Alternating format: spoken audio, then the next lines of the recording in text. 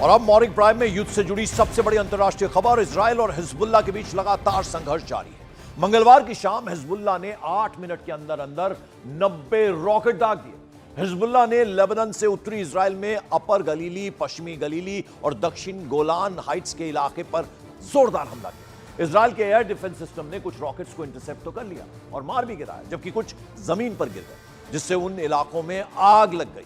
बाद में Israeli forces ने उस जगह पर हमला कर दिया जहां से हिजबुल्लाह रॉकेट दाग रहा था और उनके रॉकेट लॉन्चर को तबाह कर दिया। आप तस्वीरें देख रहे हैं, कितना भयानक ये तस्वीरें हैं, किस तरह से दोनों ही तरफ से हमले किए गए। और पहले जो है वो जो हमले किए गए हिजबुल्लाह की तरफ से, वो आपको बता दें कि उन्हें कुछ रॉकेट्स को तो इंटरसेप्ट कर लिया गया था, मार भी गिराया गया था, जबकि कुछ जमीन पर गिरे और जहां जहां वो गिरे वहां उन इलाकों में आग लग गई। मैं इस वक्त इजराइल और लेबनान के बेहद करीब हूँ और आप देखिए वहाँ पर इस वक्त आपको साफ दिखाई दे रहा है मिसाइल अटैक हुआ है। ये देखिए मिसाइल अटैक ऊपर जाकर के आप देखिए साफ मिसाइल अटैक हुआ है। धमाके की आवाज सुनी जा सकती है और सायरन यहाँ पर लगातार बज रहे हैं। यहाँ के लोगों को अलर्ट रहने के लिए कहा जा रहा है। ये देखिए दूसरा रॉकेट, ये देखिए दूसरा रॉकेट, तीसरा रॉकेट, चौथा रॉकेट, ये देखिए एक साथ कई रॉकेट के हमले, ये देखिए एक साथ कई रॉकेट के हमले हो रहे हैं। लेबनान की तरफ से, हिजबुल्लाह की तरफ से देखिए एक प्रोजेक्टाइल बाहर निकल रहे हैं और लगातार देखिए ये रिहायशी इलाकों में धमाके हो रहे हैं। इस वक्त देखिए तस्वीरों में, देखिए ये देखिए तस्वीरों में लगातार धमाके हो रहे हैं। कई इस वक्त हमला हो गया। कई सारे देखिए प्रोजेक्टाइल यहाँ पर आपको दिखाई दे रहे हैं। हम लोगों को भी यहाँ कहीं छुपना पड़ेगा। देखिए एक साथ कई सारे रॉकेट हिजबुल्लाह ने यहाँ पर दागे हैं। मैं और मेरे कैमरामैन राकेश ने भी देखिए ऊपर की तरफ देखिए, धुएं देखिए, धुआं देखिए और धुएं का गुबार देखिए। लगातार अटैक हो रहा है यहाँ पर। और न्यूज़ 18 इंडिया की टीम यहाँ पर ग्राउंड जीरो पर, न्यूज़ 18 इंडिया की टीम ग्राउंड जीरो पर यहाँ पर है और हम एक सामने दीवार है उसके शेल्टर ले रहे हैं, कहीं कोई भी रॉकेट यहाँ पर ना आ जाए। फिलहाल सायरन अभी भी बज रहा है। निकी जी, सायरन अभी भी बज रहा है। देखिए जैसे ही हिजबुल्लाह की तरफ से उधर से कोई रॉकेट फायर होता है, तुरंत सायरन बजने लगता है। हम इस कवरेज के दौरान थे यहाँ पर और तुरंत यहाँ पर देखिए कई रॉकेट उधर से दागे गए और उसके बाद फिलहाल इस समय कोई रॉकेट मुझे नहीं दिख रहा है, लेकिन कई रॉकेट एक साथ हिजबुल्लाह की तरफ से इस रिहायशी इलाके में आए और यहाँ पर कुछ तो हवा में ही आप देख रहे हैं जो धुएं का गुबार है। ज्यादातर जो रॉकेट्स हैं उनको आयरन डोम, जो इजराइल का defence system, air defence system, उन्होंने इंटरसेप्ट किया। सायरन बजाया, लोग अपने घरों में शेल्टर में गए और हवा में ही उनको मार गिराया, यानी उनको नष्ट कर दिया आयरन डोम में। सीधे देखिए न्यूज़ 18 इंडिया की ग्राउंड रिपोर्ट आपको सीधे दिखाया हमने कि किस तरह से लेबनान की तरफ से, हिजबुल्लाह की तरफ से ये रॉकेट फायर किए गए थे और हवा में ही आयरन डोम ने उनको मार दिया। और ये देखिए जो निशान है ये आपको साफ दिखाई दे रहे हैं। और इस वक्त एक बड़ी खबर आपको दे दें, ईरान का एक कमांडर इस वक्त लापता है, मिसिंग है। दावा किया जा रहा है कि इस कमांडर की मौत तभी हो गई थी जब हिजबुल्लाह चीफ हसन नसरल्लाह पर बम गिराए गए थे। लेकिन अब ईरान से आए एक बयान से ऐसा लग रहा है कि यह कमांडर मिसाइल कंट्रोल रूम में बैठकर किसी भी वक्त अगले हमले का बटन दबा सकता है।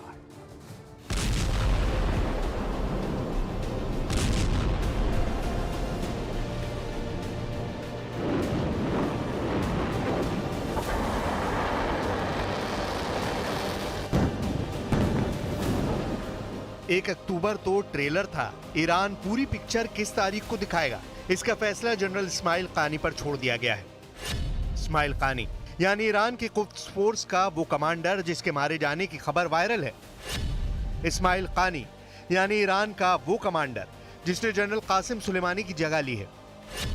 इस्माइल कानी यानी ईरान का वो जनरल जो अगर जिंदा है तो कोई शक नहीं कि उसकी उंगली इस वक्त मिसाइल के बटन पर है।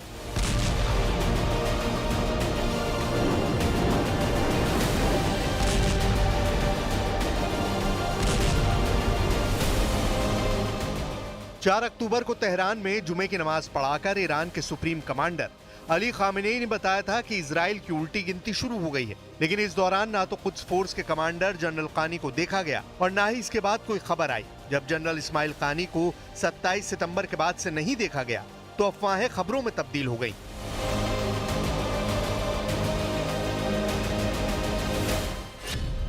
वर्ल्ड मीडिया में खबर आने लगी कि कानी गायब है और शक है कि नसरल्ला पर जब इजराइल की स्ट्राइक हुई तब जनरल इस्माइल कानी वहां पर मौजूद थे। इन खबरों ने ईरान में भी हड़कंप मचा दिया और फिर आई ये सफाई। तेहरान में हुई कॉन्फ्रेंस में जनरल कानी को आना था, लेकिन फिर वहां के होस्ट ने ये जवाब दिया। ये शायعات و با همه بوغ‌های خبری که رسانه‌های مختلف غربی و مخصوصاً در مجازی رسانه‌های تلگرامی در این چند روز فریاد می‌کشیدند، سردار سرفراز اسلام فرمانده معزز نیروی قدس حاج اسماعیل قانی ضمن ابلاغ سلام محضر یکایک حاضران در همایش जनरल कानी को इजराइल का बहुत बड़ा डर कहा जाएगा, क्योंकि ईरान की कुछ फोर्स वो ताकत है जिसके पास विदेशों में ऑपरेशन करने की जिम्मेदारी होती है। ये फोर्स इराक से लेकर सीरिया, लेबनान और यमन में भी एक्टिव है और कोई हैरत नहीं होगी अगर इजराइल के अंदर भी खुफिया ऑपरेशन में कुछ फोर्स के एजेंट मौजूद हों। वैसे अभी गेंद इजराइल के पाले में है, क्योंकि 1 अक्टूबर को ईरान के हमले के बाद इजराइल जवाबी अटैक करना चाहता है, लेकिन ईरान कह चुका है कि इस बार उसका हमला कई गुना बड़ा होगा और इजराइल को मिटा दिया जाएगा। ऐसे में जनरल इस्माइल कानी कहां होंगे, ये बड़ा सवाल है।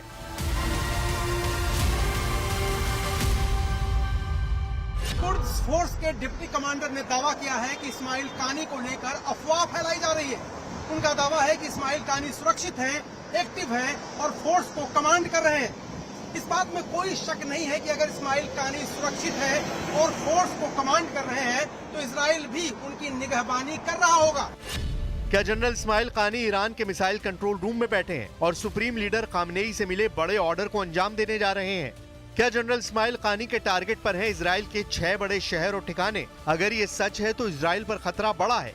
ईरान के टारगेट पर तेल अवीव है, यानी इजराइल की राजधानी और सबसे बड़ा शहर, हाइफा यानी इजराइल का सबसे बड़ा पोर्ट और आर्थिक राजधानी, नेवतिम जहां इजराइल का सबसे बड़ा और खुफिया एयरबेस है, दिमोना यहां है इजराइल का परमाणु रिएक्टर और बाकी शहर हैं अशदोद और एश्केलॉन।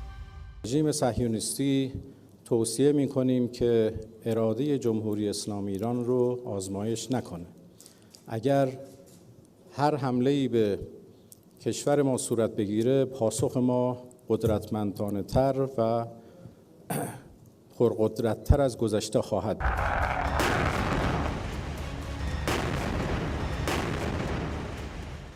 हालांकि जवाब अब इजराइल को देना है, लेकिन ईरान को लेकर इजराइल का खतरा कम नहीं हुआ है बल्कि बढ़ चुका है।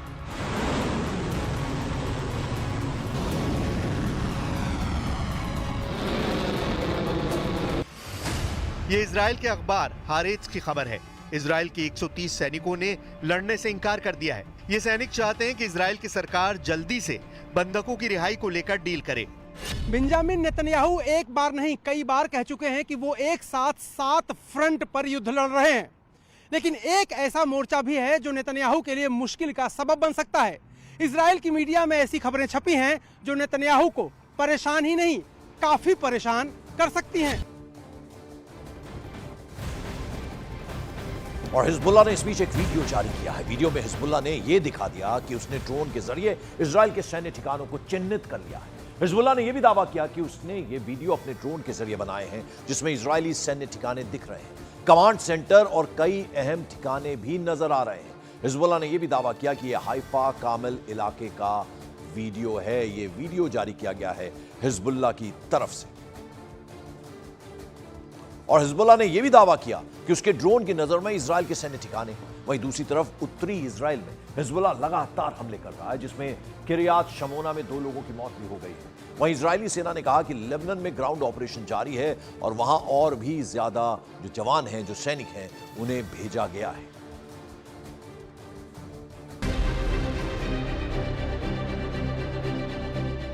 जब इजराइल का ग्राउंड ऑपरेशन गजा के बाद लेबनान में भी शुरू हो चुका है, तब 130 सैनिकों की ऐसी डिमांड नेतन्याहू के लिए बड़ी मुसीबत शुरू कर सकती है। क्या ये इजराइल की सेना में बगावत कही जाएगी?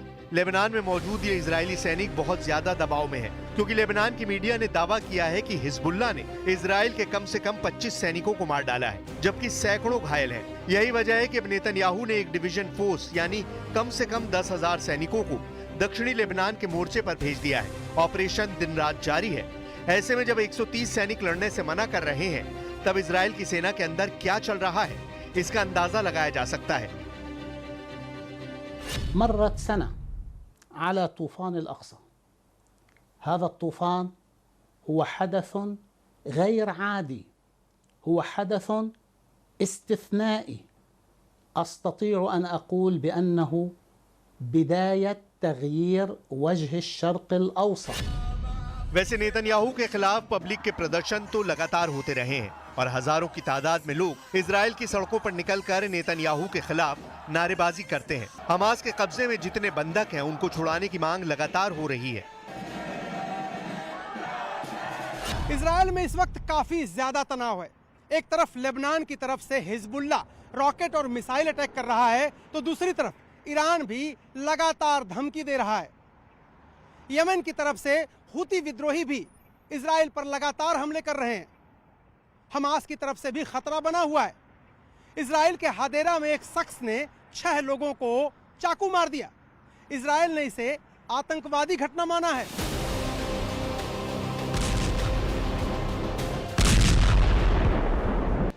हादेरा में इस हमले ने पूरे इजराइल को हिलाकर रख दिया है। हमलावर भी मारा गया, लेकिन 1 अक्टूबर को तेल अवीव में भी ऐसा ही हमला हुआ था, जब 2 बंदूकधारियों ने इजराइल की राजधानी में गोलियां बरसानी शुरू कर दी थी। इस हमले में 7 लोगों की मौत हुई थी, जबकि 9 घायल हुए थे। ऐसे हमलों और हिजबुल्ला के रॉकेट अटैक के बीच इजराइल पर बड़ा खतरा ईरान की तरफ से है, और इसमें सबसे बड़ी भूमिका जनरल इस्माइल कानी की हो सकती है।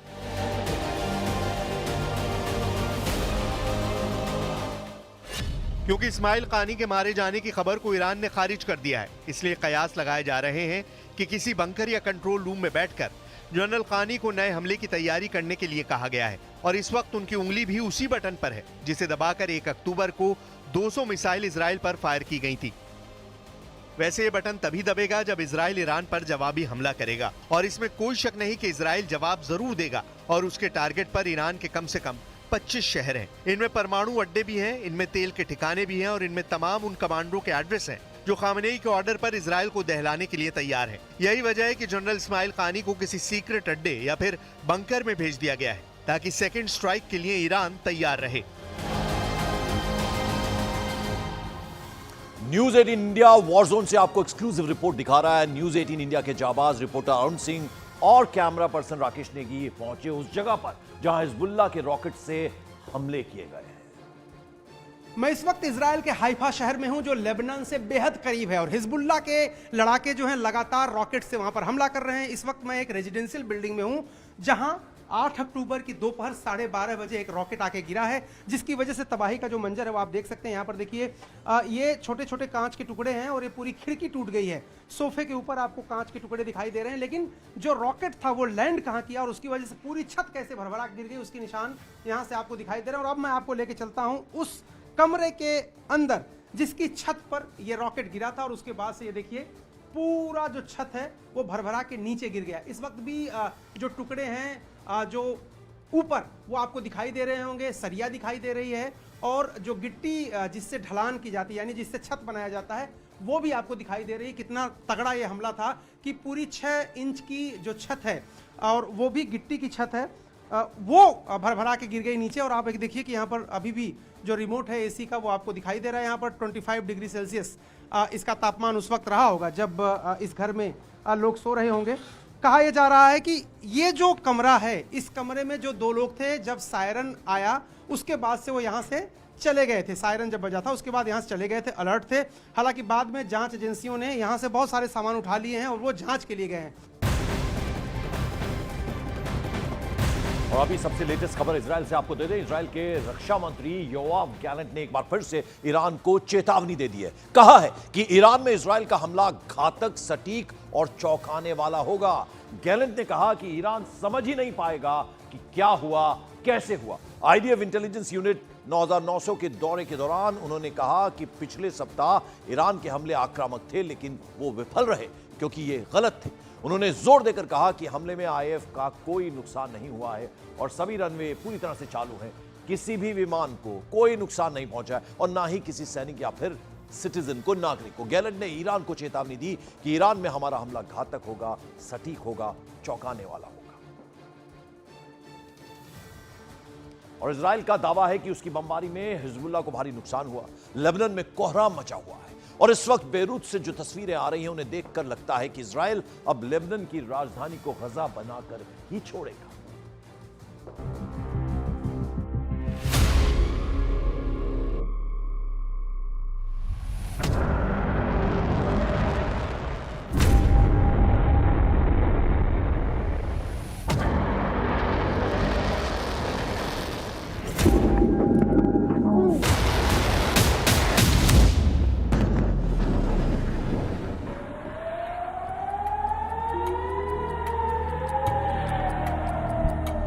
बस कुछ घंटे पहले यहां ऊंची बहुमंजिला इमारतें हुआ करती थी। अब सब खाक हो चुका है, राख हो चुका है। मलबे के बीच से उठता धुआं गवाही दे रहा है कि हमला कितना विनाशकारी, कितना विध्वंसक था। सड़क के किनारे दूर दूर तक लेबनान की राजधानी इजरायली हमले के कहर से जार जार है।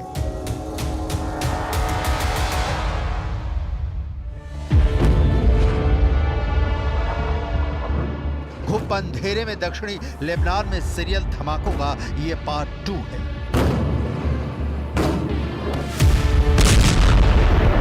बारूद फुलझड़ी की मानिंद बिल्डिंगों पर गिर रहा है।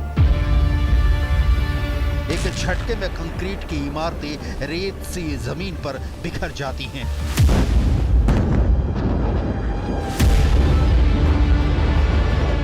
लेबनान की राजधानी बेरूत में कई शक्तिशाली विस्फोट हुए।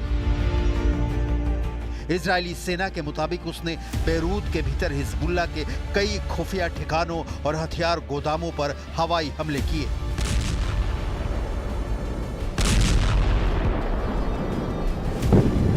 ये हमले इजराइल की ओर से स्थानीय नागरिकों को क्षेत्र खाली करने की चेतावनी जारी करने के कुछ ही घंटों बाद हुए।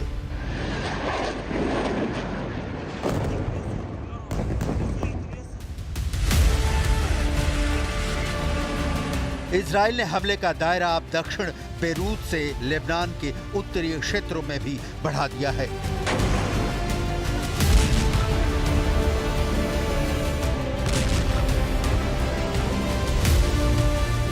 लेबनान के पहाड़ी इलाके अलमात्या में इजरायली वायुसेना ने कुछ इमारतों को निशाना बनाकर बमबारी की।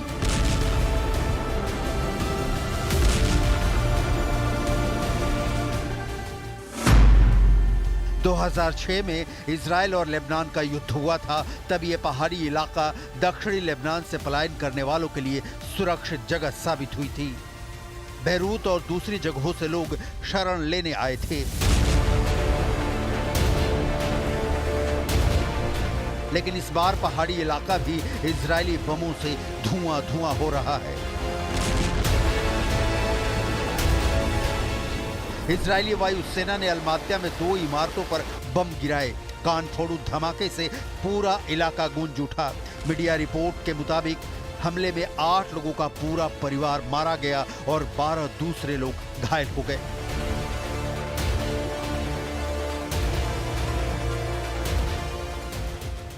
इजराइल लेबनान में ठीक वही कर रहा है जो उसने गजा में हमास के साथ किया था। इजरायली डिफेंस फोर्सेज वही दलील लेबनान के लिए भी दे रही हैं जो वो कभी गजा के लिए दिया करती थी। दरअसल इजराइल का मानना है कि हिजबुल्लाह के आतंकी लेबनान की बस्तियों में आम लोगों के साथ छुपकर बैठे रहते हैं और मौका पाते ही इजराइल पर अटैक कर देते हैं। इसलिए उनको वहीं पर नेस्तनाबूद करना बेहद जरूरी है। इजराइल लेबनान में इस वक्त वही कर रहा है जो उसने गाजा में किया।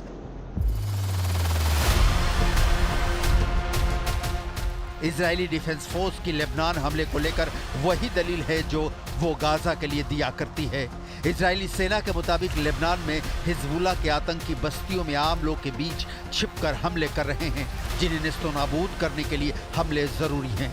गाजा में 40,000 लोगों की मौत के पीछे भी इजराइल का तर्क है कि उसका टारगेट आम फिलिस्तीनी नहीं है, लेकिन हमास इन्हें ह्यूमन शील्ड यानी मानव दीवार की तरह इस्तेमाल करता है, जिसके द एंड के लिए इजरायली डिफेंस फोर्स का अटैक करना जरूरी हो जाता है। नतीजा है कि इजराइल तो जल ही रहा है, अब लेबनान के लोग भी बेमौत मारे जा रहे हैं।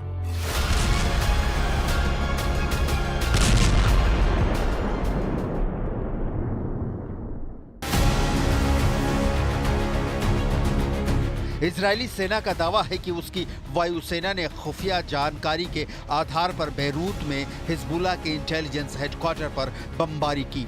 आईडीएफ ने बेरूत और लेबनान के दूसरे इलाकों में हिजबुल्लाह के हथियार डिपो को भी निशाना बनाया।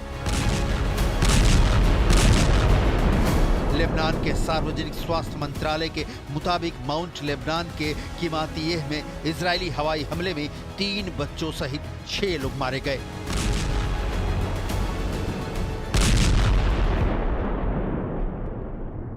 इजरायली बमबारी के बाद लेबनान में तकरीबन 15 लाख लोग विस्थापित हो चुके हैं और 2000 से ज्यादा लोगों की जान जा चुकी है।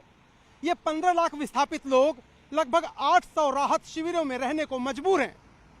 लेबनान की लगभग हर बड़ी इमारत को इजरायली सेना ने जमींदोज कर दिया है और यह सिलसिला लगभग 2 हफ्तों से लगातार चल रहा है। और इजराइल में वॉर जोन में मौजूद न्यूज 18 इंडिया की टीम जान पर खेलकर आप तक ये खबरें पहुंचा रही है, वहां से सीधी तस्वीरें पहुंचा रही है। उत्तरी इजराइल के हाइफा में जहां लगातार हिजबुल्लाह रॉकेट से हमले कर रहा है, वहां से देखिए हमारे जांबाज रिपोर्टर की ये एक और एक्सक्लूसिव रिपोर्ट। न्यूज 18 इंडिया इस वक्त पहुंचा है इजराइल के हाइफा शहर में, जो लेबनान से सटा हुआ शहर है, जहां हर वक्त हिजबुल्लाह के रॉकेट का डर सताता रहता है। हालांकि आयरन डोम उनको हवा में ही नष्ट कर देता है, लेकिन फिर भी कुछ मिसाइल, कुछ रॉकेट यहां हाइफा में भी गिरे। हालांकि कोई जान माल का नुकसान नहीं हुआ। लेकिन देखिए, इजराइल के बारे में कहा जाता है कि वो अपने दुश्मनों को कभी नहीं भूलता और दोस्तों को भी हमेशा याद रखता है। तो अपने नागरिकों को भला कैसे छोड़ सकता है। इस वक्त मैं हाइफा पे एक रोड पे हूं, जहां पर देखिए यहाँ पर सैकड़ों की संख्या में इजराइल के फ्लैग लगे हुए हैं और ऊपर ये पीली पट्टी लगी हुई है। इस फ्लैग के और इस पट्टी के बहुत बड़े मायने हैं। इस फ्लैग के मायने क्या हैं? एक साल पहले, ठीक 1 साल पहले हमास ने 7 अक्टूबर 2023 को हमला करके कई इजरायली नागरिकों और सैनिकों को बंधक बना लिया, लगभग 250 के आसपास। उनमें से 101 अभी भी हमास के कब्जे में है, ये इजराइल का दावा है। और इसीलिए ये हाईवे अगर आप देखेंगे तो आपको 101 फ्लैग लगे हुए यहाँ पर नजर आएंगे। और ये मैं फ्लैग आपको दिखा रहा हूँ दोनों तरफ, सड़क के दोनों तरफ इधर भी हैं और दूसरी तरफ अगर आप देखेंगे तो वहां भी ये फ्लैग लगे हुए हैं। ये फ्लैग उन होस्टेज, उन बंधकों की याद में हैं जो अब भी हमास के कब्जे में हैं। और इन फ्लैग के जरिए एक एक फ्लैग एक एक व्यक्ति को समर्पित है। ये जो इजराइल का झंडा है, ये एक झंडा एक बंधक को दिखाता है। और ये जो पीला रंग है, पीले झंडे पूरे इजराइल में लगे हुए, इसका मतलब क्या है? ये मतलब यह है कि इजराइल की सरकार, इजराइल के लोग अपने बंधकों से सहानुभूति रखते हैं, उनके छोड़े जाने के अधिकार का समर्थन करते हैं और वो चाहते हैं कि इजराइल के लोग सुरक्षित इजराइल में वापस आ जाएं।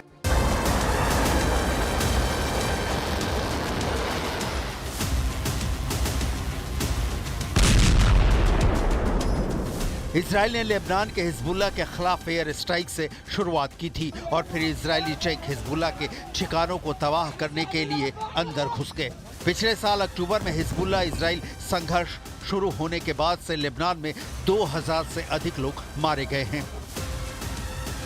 लेबनान के लोग खौफ के साए में जी रहे हैं। इजराइल के भयानक हमले के बावजूद हिजबुल्लाह जवाब दे रहा है। मीडिया रिपोर्ट के मुताबिक हिजबुल्लाह ने पहली बार उत्तरी इजराइल के हाइफा शहर को निशाना बनाया है। इसमें कम से कम 10 लोग घायल हुए हैं। लोगों को छर्रे और कांच से चोटें आई हैं। सभी को नजदीकी हॉस्पिटल में भर्ती कराया गया है। हिजबुल्लाह ने तिबेरियस शहर पर भी हमला किया। इसमें एक शख्स घायल है। हिजबुल्लाह ने कहा कि उसने इजराइल के कारमेल मिलिट्री बेस को भी निशाना बनाया है। इजरायली अधिकारियों के मुताबिक हिजबुल्लाह लेबनान से 120 से ज्यादा रॉकेट्स दाग चुका है।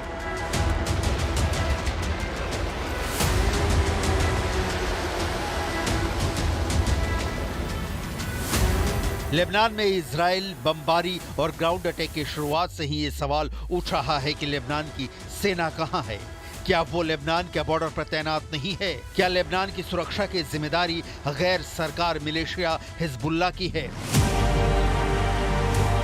लेबनान सेना की दक्षिणी लेबनान में मौजूदगी पर अब देश के कार्यवाहक प्रधानमंत्री ने बयान दिया है। लेबनान के कार्यवाहक प्रधानमंत्री नजीब मिकाती का कहना है कि लेबनानी सेना दक्षिण में अपनी उपस्थिति बढ़ाने और इजराइल और हिजबुल्लाह के बीच युद्ध विराम लागू करने के लिए तैयार है।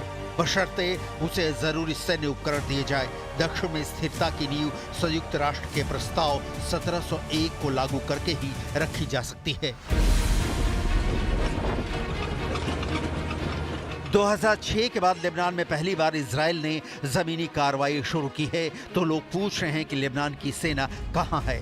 सैद्धांतिक तौर पर ऐसी बाहरी घुसपैठ का मुकाबला करना देश की सेना की जिम्मेदारी होती है, लेकिन पूरे संघर्ष के दौरान लेबनान की सेना नदारद रही है।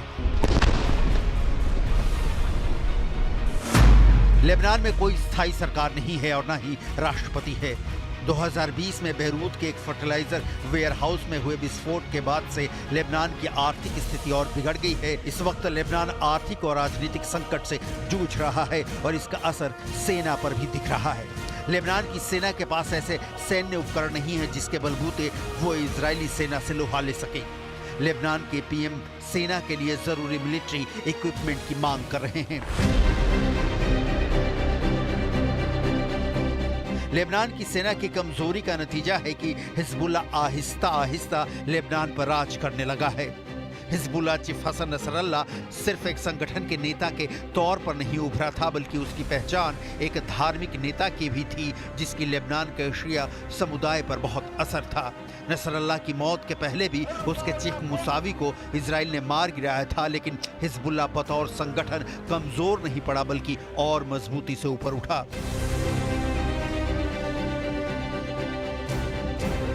लेबनान सेना को मदद सऊदी अरब और अमेरिका की ओर से की जाती है। इस मदद के पीछे सऊदी अरब और अमेरिका के अपने हित रहे हैं।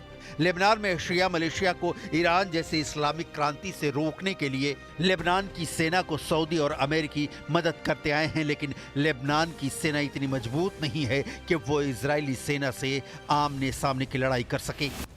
इजराइल ने हिजबुल्ला के खिलाफ एक्शन की शुरुआत एयर स्ट्राइक से की थी, लेकिन बाद में इजरायली डिफेंस फोर्सेज टैंक लेकर लेबनान की सीमा में घुस गईं। पिछले साल अक्टूबर से लेकर अब तक इस संघर्ष में 2000 से ज्यादा लेबनानी नागरिक मारे जा चुके हैं और लेबनान के नागरिक आज भी खौफ के साए में जी रहे हैं। इजरायली बमबारी के बाद से लेबनान के करीब 15 लाख लोग विस्थापित हो चुके हैं और करीब 2000 से ज्यादा लोगों के मरने की खबर है। विस्थापित हुए लोग 800 से ज्यादा शरणार्थी कैंपों में रहने को मजबूर हैं। दर्जनों इमारतें मलबे का ढेर बन चुकी हैं और ये सिलसिला पिछले 2 हफ्तों से जारी है।